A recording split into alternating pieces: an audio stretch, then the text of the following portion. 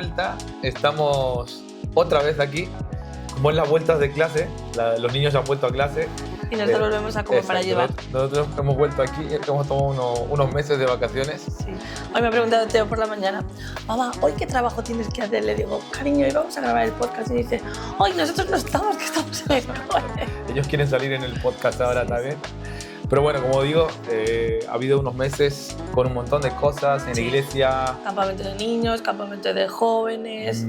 Hemos tenido nuestro primer congreso de iglesia, que ha sido una bendición. Hemos salido a la playa también. Hemos salido a la playa, hemos tenido 27 bautismos en la playa. 27 personas que han aceptado a Cristo. El aniversario de la iglesia. Bueno, un montón de cosas han pasado. Muchas este verano, cosas y por eso, obviamente, más también nosotros hemos tenido nuestro descanso también y no hemos podido estar regularmente aquí. Pero bueno, gracias a Dios. Pero estamos de vuelta. Estamos de vuelta. Para llevar esta de vuelta. y bueno, vamos a comenzar a hablar un poquito. Comenzamos con nueva serie. Sí, comenzamos con una nueva serie. Como iglesia, ¿cómo se llama? A ver si te acuerdas. Me va a salir fatal, ¿eh? Evangelion. Bueno, quien tenga acento romano que lo... O griego, ¿no? O griego. Que lo diga. Evangelion, esa es la palabra que define la serie que estamos teniendo, ¿no? Evangelion. ¿Y por qué? Vamos a comenzar a hablar un poquito sobre el libro de Marcos. Entonces, durante varias semanas vamos a estar hablando de Marcos. Vamos a hacer un análisis de lo que es el libro de Marcos. Y para los que no saben, Marcos es el primer evangelio que se escribió. El primer evangelio, sí. No. De hecho, Lucas y Mateo se basan en el evangelio de Marcos. Mateo y Juan, sí. Mateo y Juan, sí. Y Lucas, bueno, también seguramente no sabemos, pero tal vez se haya inspirado en él también, ¿no? Lo que sí, hay varias cosas que vamos a ver a partir de ahora sobre Marcos como libro, pero luego también estamos viendo la palabra Evangelion en sí, que ha sido un poquito el domingo, ¿no? Sí. El domingo ha sido un poquito repasar qué es esta palabra Evangelion. Yo creo que todo el mundo, cuando le preguntas el Evangelio, para los que hemos nacido en el mundo cristiano, todos te respondemos, Evangelio significa buenas noticias, es lo que significa, ¿no? Y hemos visto un poquito el trasfondo de esta palabra, de la palabra Evangelion. No sé si lo sabéis o no, pero bueno, todo esto surge del día de los bautismos. ¿El día de la playa? El día de la playa, que un hombre sí vino y se me acercó y me hizo una pregunta justamente sobre el... Pacio y su mujer. Sí, Pacio. Un saludo para Pacio si nos está viendo. Pero me hizo una pregunta justamente sobre... inspiración para esta serie, Pacio. Totalmente. Y como él me ha hecho una pregunta ahí sobre el Evangelio, dije, bueno, tenemos que hacer esta serie, ¿no? En los devocionales con Dios hemos decidido hacer esta serie. Y hemos comenzado con Marcos 1.1, con esta parte. Si te vas a Marcos 1.1 allí, vas a poder ver el mensaje con el que comienza. Y nos gustaría invitaros que en esta vuelta para llevar podáis hacer este análisis también con nosotros en casa. Sí. Que no te quedes simplemente con lo que se diga el domingo, sino que puedas hacer este paso de para llevar. Esto es para llevar. Es lo que hemos hablado, lo que hemos estado también viendo el domingo, que lo puedas llevar a casa. No sé si vamos a rumiar en casa. Sí, no sé si vamos a poder seguir en para llevar con este formato de la prédica, porque tenemos una sorpresa que seguramente el próximo podcast. La próxima semana lo expliquemos, pero aún así estamos pensando para los grupos pequeños hacer este tipo de formato donde podamos recordar lo que se ha dicho en la palabra. Porque al final en los domingos es un tiempo muy corto. Sí. Y la palabra puede ser exprimida mucho más. Entonces creemos que cuando tú puedes rumiar sobre lo que se ha predicado el domingo, todavía vas a poder sacar muchas más enseñanzas, mucha más practicidad de lo que realmente se está hablando. Sí, y escuchar a las otras personas y sentirte escuchado, que para eso son los grupos pequeños. Entonces, como decíamos, Marcos 1.1, comenzamos justamente con esto, ¿no? Dice, este es el comienzo del Evangelio de Jesucristo, Hijo de Dios, ¿no? No hemos hecho la definición de Evangelion, pero como hemos dicho, Evangelion se divide en dos partes. Primero la parte eu, en griego, que es bueno, y luego la parte angelion, que es anuncio, mensaje.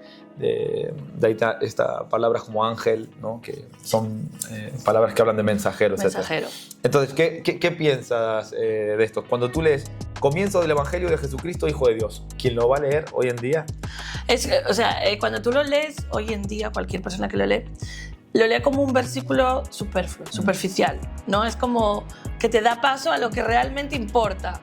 no lo tomas como un versículo clave. Sí. Cuando tú estás anotando tus notas de estudio es como, bueno, vamos a empezar después de este versículo, ¿no? Sí. Es un poco como lo ves. Sí, y creo que la palabra evangelio, no sé qué pensáis vosotros, pero la palabra evangelio hoy en día está muy acuñada hacia el ámbito religioso.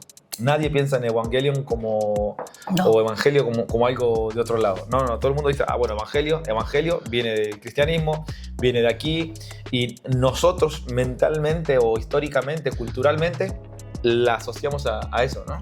Creo que la gente que incluso no es cristiana o no tiene ningún tipo de conocimiento bíblico no sabe realmente lo que significa evangelio ni buenas nuevas, que los cristianos sí sabemos, forman parte de la cultura cristiana, pero simplemente es una palabra que desechan porque les suena a algo religioso. Sí. O sea, es como, esto no va en mi vida. Sí, sí. Además, tiene connotaciones, ¿no? Como viene de la misma raíz, por ejemplo, evangelio, nosotros somos conocidos como evangélicos, ¿no? Y la gente que ya es como, no nos caéis bien, sois los evangelistas, ¿no? Dicen, ¿no? Los evangelistas, evangélico, evangelio, evangelistas, ¿no? Viene todo ahí. Entonces la gente siempre lo atribuye a esta palabra como algo, un ámbito religioso, sí. Algo, bueno, sabes que te van a contar algo sobre Jesús seguramente, etc. Pero lo que estábamos viendo este domingo es que tiene mucho más trasfondo de esto. Hemos estado hablando en la prédica de los Césares, hemos estado hablando de Julio César, hemos hablado de Octavio Augusto. Si te fijas en la historia, cuando tú estás leyendo los evangelios y Jesús coge esa moneda que dice cuál es la inscripción que está en la moneda y dice dar a César lo que es del César y a Dios que es lo de Dios, en ese momento ya no era Augusto el que gobernaba, sino que era Tiberio, ¿no? Era el César que estaba en ese momento. Pero cuando te fijas en la connotación cultural que tiene todo en ese momento, entiendes mucho más cuál era el significado de la palabra, ¿no? Sí, entiendes la importancia además de la palabra y lo que estaba... Bueno, claro, no quiero adelantarme, ¿no? Pero creo que desde antes que lo entiendes hasta que realmente luego lo entiendes, dices, no, es que ahora entiendo que realmente cuando este versículo comienza, toda la gente entendía la importancia de lo que iba a decir. Sí. Para nosotros es como un versículo que no tiene importancia, lo importante va a venir después, pero para ellos estaba dando tanta información. Sí. En esa primera frase. Sí. Mira, esta palabra evangelion, justamente, si lo vais a ir a ver ahí en nuestro mismo canal, lo tenéis a la predicación del domingo, se llama evangelion, la podéis ir a ver, pero justamente vamos a hablar de tres cosas. Los Césares, en aquel momento, los Césares, en aquellos momentos, o los Caesars, se atribuían a ellos mismos tres términos. Sí. El primer término que se atribuían era de Soter. Soter eran el Salvador. ¿Por qué? Porque le atribuían Soter. A la primera persona que le atribuyen este término es a Octavio Augusto, porque es el primero que trae la Pax Romana, ¿no? La conocida Pax Romana para el mundo romano en aquel momento, y se le atribuye como que era el Salvador, el que había traído la paz realmente a aquel territorio de tierra en ese momento. Entonces, el primer término que se le atribuye al César es Soter, el Salvador, ¿no? Segundo término que se le atribuye es Kyrios. Y Kyrios significa la palabra Señor para nosotros, si la traducimos, ¿no? En griego. Kyrios es Señor. Y entonces, en aquel momento, de hecho, era muy común que toda la gente dijera esto: Kyrios, Caesar Kyrios, ¿no? Era lo que se decía en todas las calles antes de hacer cualquier cosa, era César es el Señor. Esta es la frase que se decía en ese momento. Entonces, el segundo término que los Césares en ese momento se atribuyeron fue el de Señor. Salvador, Señor, pero luego hay otro, que esta es una historia muy chula, la puedes escuchar en la prédica, no vamos a dar mucha información aquí, pero de alguna manera ellos se atribuyen como que son personas como dioses, ¿no? Divinos, etc. Y Octavio Augusto es la primera persona que él dice, si mi tío Julio César era un dios, entonces yo soy... ¿Un sobrino de un dios? Sí, pero no sobrino, porque él fue adoptado como hijo por Julio. Entonces él dice, yo soy hijo del divino o hijo de Dios. De hecho, las monedas que mostrábamos el domingo están acuñadas así, ¿no? Pone Augusto y después pone Divi Filios, Divi F, que era hijo de Dios, ¿no? Entonces fíjate hasta qué punto el tercer término que ellos se atribuían eran hijos de Dios o hijos de los dioses, ¿no?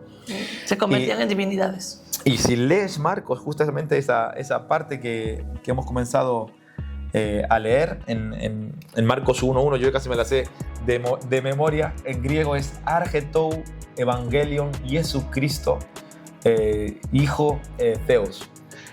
Significa, este es el Evangelio, comienza el Evangelio de Jesucristo, Hijo de Dios. Lo primero que comienza diciendo ahí es Evangelion. Este Evangelion que los emperadores, los césares, entregaban a los heraldos, a los mensajeros, para decirle las buenas noticias de las conquistas, de que Roma ha sido conquistada, de que hay un nuevo emperador, hay el nacimiento de una nueva persona. Estas buenas noticias, este Evangelion, la gente ya estaba acostumbrada en esa época a escuchar esto. Sí, no era una palabra como hoy solo referida a ciertas personas, un término, no. Era una palabra que era para todos. Sí. Era mundial, era global. Sí. Y realmente venía a anunciarles algo que era importante. Sí. Porque entiendo que para las personas de la época era muy importante quién gobernaba. Igual que para nosotros hoy en día, la persona que está en el poder rige qué políticas están viviendo, ¿no? Qué política social, y afecta económicamente, afecta a todo lo que es nuestra vida diaria. De la misma manera, para ellos, esta era una noticia que iba a afectar a qué va a pasar en su vida, ¿no? Sí, totalmente. ¿Quién es el César que ahora mismo me va a gobernar? ¿Quién es la persona que va a gobernar en este momento? Y sobre todo en esas épocas, yo me ponía a pensar cuando preparaba la prédica, semanas atrás, el mundo en el que ellos vivían era un mundo muy oral. Era el mundo oral, donde todo lo que se transmitiera por voz, se vociferaba esto, el mensaje era así. De hecho, el primer evangelio cristiano que tenemos, hasta que llega Marcos y lo escribe, era de boca a boca, ¿no? Entonces, justamente tiene mucho más sentido el que Marcos en este momento esté diciendo esta buena noticia, que vosotros estáis acostumbradas a asociarlo a los emperadores, al César. Ha venido un nuevo César. Se comenzaba Argetou Evangelion. Comenzaban con este es el evangelio de Caesar Augustus, de Julio César. ¿Me entiendes? Sí, es que claro, hoy en día estamos en la era de la tecnología. Pero antiguamente, en la antigüedad, si tú estudias históricamente, ves que la transmisión de la cultura o la transmisión de cualquier tipo de suceso, no, de enseñanza de una a otra persona, boca a boca. Era boca a boca, era oralmente. Y había como ciertas tradiciones o formas de que esto fuera algo habitual, ¿no? Por ejemplo, había ciertos pueblos o culturas donde se sentaban todos a la hora de la cena, al lado de la hoguera, no sé qué, y había ciertas historias de antiguos a jóvenes que iban transmitiendo por su cultura, ¿no? Sí. Entonces, esta era la forma en la que ellos transmitían en ese momento las novedades, las noticias, los gobiernos, todo lo que iba a ser relevante para su vida. Sí. Entonces era algo muy importante para ellos. Sí. Entonces, el Evangelion justamente es eso, ¿no? Es un mensaje que entendemos que primeramente oralmente se transmitía, de buenas noticias, conquista de un rey, nacimiento de un nuevo emperador. Todo lo que pasaba. Exacto. Eran buenas noticias. De hecho, está escrito los historiadores, hasta sus cumpleaños para el pueblo tenían que ser una buena noticia. No es que quisieras o no, era una buena noticia para el pueblo porque es el cumpleaños del Salvador, del Señor, del Hijo de Dios. Obviamente era una buena noticia para todo el mundo, ¿no? Puse ahí un ejemplo en la predicación también de una piedra de la ciudad de Priné, de Turquía, donde está escrito ahí en el siglo 9 antes de Cristo, escrito allí que estas son las buenas noticias de Caesar Augustus. Esas buenas noticias pone Evangelion allí en griego, ¿no? Y es impresionante ver cómo ya a Evangelion se atribuía entonces para algo. Entonces la gente que está escuchando en Marcos 1.1 Argetou Evangelion Jesucristo está entendiendo este es el Evangelio de Jesucristo. Ellos automáticamente están identificando que ese Jesucristo es un Salvador. Es alguien que ha venido a conquistar un nuevo rey, un nuevo capitán, un nuevo jefe, decía, ¿no? El domingo. Entonces, para ellos ya están entendiendo ahí, número uno, que es un nuevo Salvador del mundo, el que se está presentando, ¿no? Sí. Luego en el versículo 3, si te vas al versículo 3, donde Marcos comienza a recitar a Isaías, dice, preparad el camino. Está hablando de Juan el Bautista, él está asociando preparad el camino a Juan el Bautista, pero dice, preparad el camino del Señor. Palabra en griego, Kyrios. Justamente ahí está asociando otra vez diciendo Jesucristo es el Señor. y si existe algún Señor de verdad es Jesucristo, ¿no?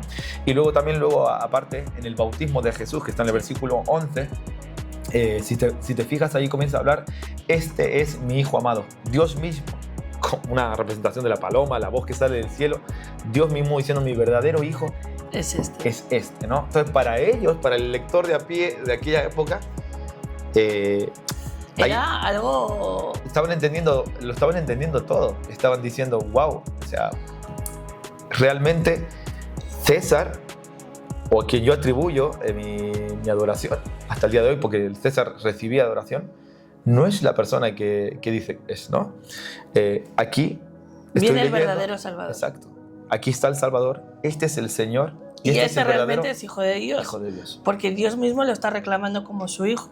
Exacto. Entonces, veíamos eso, que el primer punto que las personas aprenden leyendo Marcos en aquel momento era el hecho de deslegitimar al César, ¿no? Deslegitimar, es decir, hasta ahora él ha sido el verdadero legítimo para mí, pero deslegitimar es que algo que era legítimo ha caducado, ha vencido, ya no es... Porque cuando hay un nuevo gobierno tiene que derrocar el gobierno anterior. Por lo tanto, lo vemos como un momento de decir, ahora está llegando Jesús, sí, y el gobierno anterior tiene que ser deslegitimado, sí, porque no puede haber dos reyes al mismo tiempo, no hay dos señores, no hay dos salvadores. Por lo tanto, este es el verdadero. Sí. El anterior era un usurpador que estaba usurpando un trono que no le pertenecía, porque realmente él se proclamó divinidad, pero no es que fuera el Hijo de Dios, porque en ningún momento Dios lo reclama como su Hijo, ¿no? Y la pregunta que nos surge a nosotros para hoy, la pregunta que nos surge es ¿qué significa esto para mí? ¿No? ¿Cómo traspaso esto? Que entiendo que para las personas de allí hablaban del César, y hablábamos el domingo de que nosotros también como personas tenemos nuestros Césares. Nosotros tenemos nuestros emperadores, aquellas cosas que nos dominan, que son nuestros... Cosas que usurpan el lugar del verdadero Exacto, Dios, que son nuestros domines, ¿no? Que viene también, de ahí son dominio. Exacto. Sí, nos dominan. Yo creo que tenemos que revisar nuestros corazones también, sí, y ver quién es el que está centrado en el trono de nuestras vidas, ¿no? Y también tenemos que hacernos la pregunta de a quién yo le estoy diciendo legítimo y a quién yo tengo que deslegitimar, ¿no? Porque hay un verdadero Dios, hay un verdadero Hijo de Dios, hay un verdadero Señor y hay un verdadero Salvador de mi vida. Sí. Y ese es el primer punto, ¿no? Y me gustaría que vosotros os hagáis la pregunta justamente en casa y leyendo cada vez que leáis... para reflexionar. Sí, cada vez que leáis Marcos 1:1, que vayáis a esa pregunta. Hay un Salvador. Al final la palabra de Dios viene para incomodarnos, para hacernos pensar y para hacernos crecer, ¿no? Por lo tanto, esta palabra que estábamos meditando, la predicación que nos trajiste, muchas gracias, porque realmente ha sido una palabra, creo que para todos, de edificación y de crecimiento, tiene que llevarnos a meditar. Cuando yo oigo este Evangelium, ¿qué es lo que tengo que derrocar en mi vida? ¿Cuál es el gobierno que tiene que ser echado atrás para que realmente Jesús pueda tomar su verdadero lugar? Y esto no habla de recién convertidos, porque muchas veces parece que el Evangelio y las buenas nuevas son solo para los nuevos. No. Habla también a lo mejor de personas que llevamos mucho tiempo en el Señor, pero ¿cuántas de nuestras áreas de nuestra vida quizá todavía no han sido entregadas totalmente a Dios, ¿no? Es verdad, es verdad. Bueno, ahí en la predicación estábamos hablando justamente antes, hablé del Salvador. La palabra Salvador no sale en Marcos, pero sí lo podemos ver en Lucas 2, por ejemplo. En Lucas 2 cuando dice, os ha nacido un Salvador. Os ha nacido en Israel un Salvador. Y esta palabra Salvador, que justamente Lucas, algún día estudiaremos Lucas también es un evangelio que está escrito para los gentiles y en griego koiné, por lo tal, allí dice soter, la palabra soter, ¿no? Justamente. Entonces, Jesucristo ha venido a ser el nuevo Señor, el nuevo Salvador y el nuevo Hijo de Dios para aquellas personas, y tiene que serlo para nosotros en este momento, el único que está en el trono de nuestras vidas, ¿no? Luego hay otros 2 puntos que están por ahí, sí, que hemos hablado.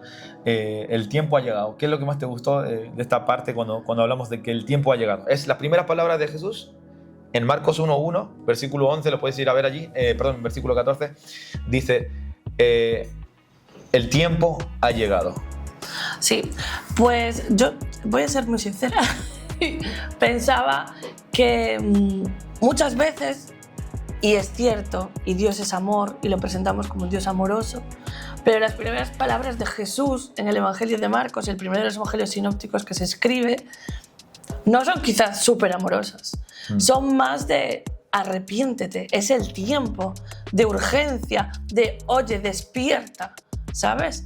Entonces eso me llevaba a decir, jolín, tenemos que levantarnos, ¿sabes? He estado viendo ciertos podcasts y viendo ciertas cosas, bueno, hablabas de cosas que pasaron esta semana, de que realmente la Iglesia en los últimos años ha ido perdiendo terreno con respecto a muchas cosas. Esto lo hablamos también con respecto a la escuela, a la familia, en otros podcasts.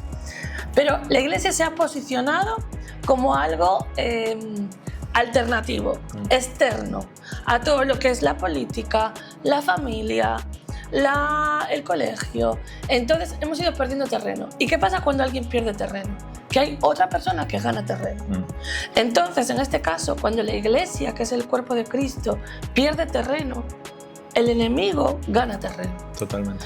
Y es algo que estamos viendo globalmente, mundialmente y aquí en España, como tanto en política, como en lo que se escucha en la calle, como en lo que se aprende en los colegios. Lo que está hoy en día siendo noticia, lo que está siendo proclamado, anunciado, no es realmente Jesucristo, son otras cosas, ¿no? Entonces eso me hacía reflexionar a mí durante la prédica, de decir, y no se trata de que ahora nos levantemos violentamente, no, porque Jesucristo vino y lo hizo con amor, pero sí es hora de despertar y decir, necesitamos posicionarnos en todas partes. Una vez escuchaba también un conferenciante que decía que a lo largo de la historia parece que los cristianos siempre hemos ocupado lugares de humildad y sencillez, como diciendo, no puede haber un máximo abogado cristiano, no puede haber un presidente de la nación cristiano, y siempre hemos como confundido la sencillez y la humildad con no llegar a cargos donde realmente podamos cambiar muchas cosas en esta sociedad. Y creo que como Iglesia tenemos que despertar a esto, formarnos, prepararnos, tanto teológicamente como para ocupar cargos donde realmente podamos cambiar cosas en la sociedad y comenzar a ganar el terreno que necesitamos para llevar el Evangelio de Jesucristo. Yo lo asociaba también un poquito, el tiempo ha llegado, ¿no? Como está hablando del Evangelio, él dice, se ha cumplido el tiempo, decía aquí en esta versión, el reino de Dios está cerca, arrepentíos y creer en el Evangelio, ¿no? Creer en las buenas noticias. Arrepentíos, creed, ha llegado el tiempo. Esto enlaza directamente con el punto 3, que ya vamos a estar terminando, pero lo podéis ver después en YouTube si queréis. Pero justamente de acuerdo con lo que tú dices, yo creo que nosotros hemos predicado hasta ahora esta palabra evangelio, la asociamos con Jesús te ama, le ha pagado el precio por tus pecados, y es como si fuera que todo lo que envuelve el evangelio es la gracia de Dios. Él te ama a pesar de quién tú eres, etc. Y está bien, esto es así, el evangelio era esta noticia, pero también el evangelio es algo que me lleva a confrontarme con mi realidad, que dice, hey, el tiempo se ha cumplido, arrepiéntete y cree en esto, ¿no? Jesús entonces es una persona que no demanda de nosotros simplemente que no hagamos nada, que Él ya lo hace todo, sino que el hecho del Evangelio lo que está haciendo justamente es sacar del trono de nuestros corazones a todas aquellas cosas. Tengo que ser deslegítimo a uno. La Biblia mismamente dice que no puedo servir a dos señores, porque a uno le seré fiel y le seré infiel al otro, o al revés. Entonces, de la misma manera, el Evangelio habla de que me han conquistado. Yo tengo la oportunidad de entregarme al Señor, pero para eso tengo que ser deslegítimo a las demás cosas, ¿no? Y tengo que tomar una decisión. Es el momento hoy de tomar una decisión y decir, ¿qué es lo que quiero hacer? Seguir viviendo con la parte de la salvación del Evangelio, la gracia de Dios, donde, vale, no pasa nada, mis pecados están ahí, pero la gracia de Dios me cubre y ya está. O voy a entender que tengo que arrepentirme y comenzar a creer el Evangelio. Creer el Evangelio es vivir bajo esa autoridad. donde voy a ser enseñado, donde voy a crecer, donde voy a ser instruido, donde voy a ir cambiando poco a poco, día a día, bajo las órdenes de aquel que me gobierna. Entonces, para mí ese es el verdadero evangelio completo, ¿no? Entonces tenemos que saber hablar con las personas esto, no solo un evangelio que me viene y me conquista, yo no tengo que hacer nada porque Él ya lo ha pagado, es verdad, pero también un evangelio que me transforma, ¿no? Dios está interesado en eso. Sí. Veía un podcast, un vídeo esta semana en Instagram de una influencer cristiana que nos encanta, Keka, y ella se preguntaba si leer la Biblia nos cambia y nos transforma. Creo que todos lo vimos porque tiene muchos seguidores. Y es imposible que el Evangelio no te transforme. De la misma manera, cuando tú lees la Biblia eres transformado porque es la palabra de Dios. Por lo tanto, es lo que tú dices, ¿no?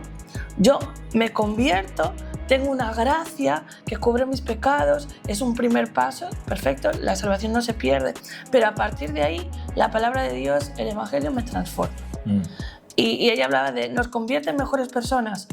Es que la palabra de Dios, la Biblia, nos lleva a tener unos valores, a trabajar en nuestra vida de manera que ciertos pecados o cosas que están reinando son decaídos, derrocados, deslegitimados. Y el Señor pasa a ser el dueño de esas áreas de nuestra vida, ¿no? Amén. Por lo tanto, tiene que transformarnos. Sí. Y bueno, el último punto que hablamos era de un sí drástico. Y este lo vamos a dejar ahí abierto un poquito para que vosotros lo podáis ir y ver, pero bueno, está escrito también ahí en Lucas 14:25, donde Jesús está hablando a todos los que quieren seguir, dice que tienen que odiar a padre, odiar a madre, odiar a hijo, odiar a marido, a cualquier persona, dice, incluso aquel que estime su propia vida más que a mí no es digno de ser mi discípulo, ¿no? Fíjate lo drástico que es el sí al evangelio, ¿no? Y hoy en día vivimos en un mundo de grises, vivimos en un mundo donde todo tiene que ser válido, donde todo está bien, donde si estoy en la mitad no pasa nada, ¿no? Y Dios nos está impulsando, y creo que esto es un mensaje que la iglesia de hoy tiene que escuchar. Dios nos está impulsando a ser personas enteras, reales, leales, ¿no? Porque muchas veces estamos ahí en, bueno, sí, soy cristiano, pero también pienso esto y pienso aquello, o sí que le entrego mi vida a Dios, pero no del todo. Y el evangelio es lo que estamos viendo, lo puedes leer ahí en Marcos, sí. Es un sí drástico, es un de aquí en adelante, Señor, te voy a servir, dejo todo atrás por tu causa, ¿no? Podéis ir a ver allí después en la prédica cuál es el significado realmente de la palabra. No es que tengas que odiar a tu padre, odiar a tu madre, odiar a tus hijos, sino tiene que ver mucho más con la palabra estimar, ¿no? Entonces, eso es, lo vamos a dejar hoy por aquí, ¿vale? Y ya la próxima semana vamos a venir con un poquito de sorpresas, con más cosas, porque la semana que viene vamos a comenzar seguramente una nueva etapa en el podcast.